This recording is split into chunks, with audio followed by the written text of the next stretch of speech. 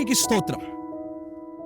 దైవ పిల్లలారా, ఒక ఏనుగును పెంచుతున్న ఒక వ్యక్తి ఒక పిల్ల ఏనుగుకి ఒక చిన్న ఒక సంఖ్య కట్టి ఆ ఏనుగు బలం ఏనుగుకు తెలియకుండా చేయునట్లు అతడు చేసినందున ఆ ఏనుగును పరిపాలించుట కొరకు లేదా ఆ ఏనుగును ఏలుట కొరకు చాలా ఈజీ అయిపోయింది.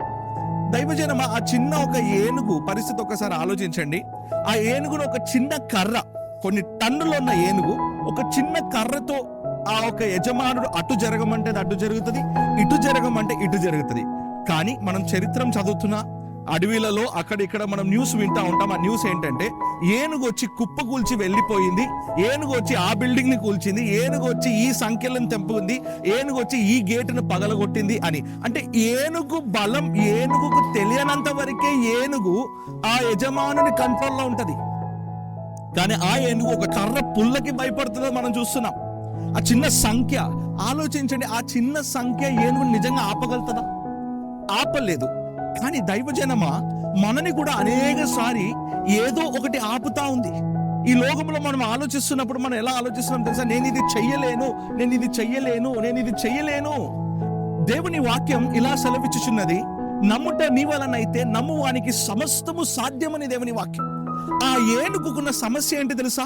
ఆ ఏనుగుని బంధించింది, ఆ ఏనుగుని ఆ కర్ర భయపట్టించింది ఆ ఏనుగు మెంటాలిటీ. ఆ ఏనుగు ఒక మైండ్ తో ఆ యజమానుడు ఒక ఆట ఆడుకున్నాడు. అందుకొరకు యజమానుడు చెప్పింది ఏనుగు వింటది. కానీ పొరపాటున కూడా ఆ ఏనుగుకి ఈ సంఖ్యలు గాని ఈ కర్రె గాని నన్ను ఆపలేదని అర్థమవుతే ఆ ఏనుగు ఆ ఏరియా విడిచి విచ్చలుగా లేదా స్వాతంత్రముగా ముందుకు వెళ్ళిపోతుంది. దైవజనమా, స్వాతంత్రం లేకుండా ఈరోజు నీవు ఉన్నావా? అయితే నేను మీతో ఒక మాట చెప్తున్నాను. బైబిల్లో ఇంకో చోట ఇలా రాయబడి ఉన్నది, సత్యం నువ్వు తెలుసుకునేదవు, ఆ సత్యం నిన్ను స్వతంత్రులుగా చేయును అని దేవుని వాక్యం. ఈరోజు ఈ సత్యం నువ్వు తెలుసుకో. ఆ సత్యం ఏంటి తెలుసా?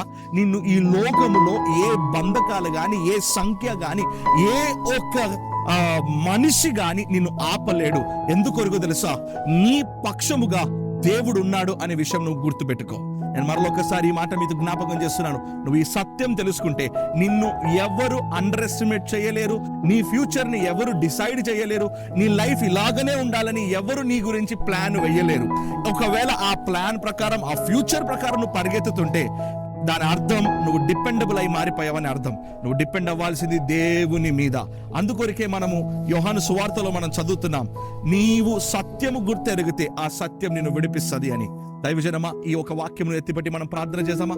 పరిశుద్ధ తండ్రి ప్రభువా, సత్యం మీరు తెలుసుకునేదరు, ఆ సత్యం మిమ్మల్ని స్వతంత్రులుగా చేయును అని మీ వాక్యం. ఈరోజు ఈ సత్యం మేము గుర్తెరిగి ఉన్నాం. ఈ లోకంలో ఏది కూడా మమ్మల్ని ఆపలేదు. అది భయమే కావచ్చు రాజా, అది సంఖ్యలే కావచ్చు, లేకపోతే మనిషి యొక్క మాట కావచ్చు, ఏది కూడా మమ్మల్ని బంధించలేదని మేము గుర్తెరిగి ఉన్నాం. ఈ రోజు మా కనులను మీరు తెరచినందుకు నీకు స్తోత్రం. ఈ వాక్యంను ఎత్తిపట్టి మేమందరము కలిసి ప్రార్థన చేస్తూ ఒక అడుగు ముందుకేస్తూ మేము వెళ్ళుచున్నాం రాజా. అసాధ్యమైనది మాకు ఏమీ లేదని ప్రభువా మేము నమ్ముచున్నాం. మా ద్వారా మీరు మాట్లాడినందుకు స్తోత్రం. యేసు నామమున ప్రార్థిస్తున్నాం ప్రియ పరలోకపు తండ్రి. ఆమేన్, ఆమేన్, ఆమేన్. God bless you. God be with you all. See you back tomorrow morning sharp at 7 a.m. Bye-bye.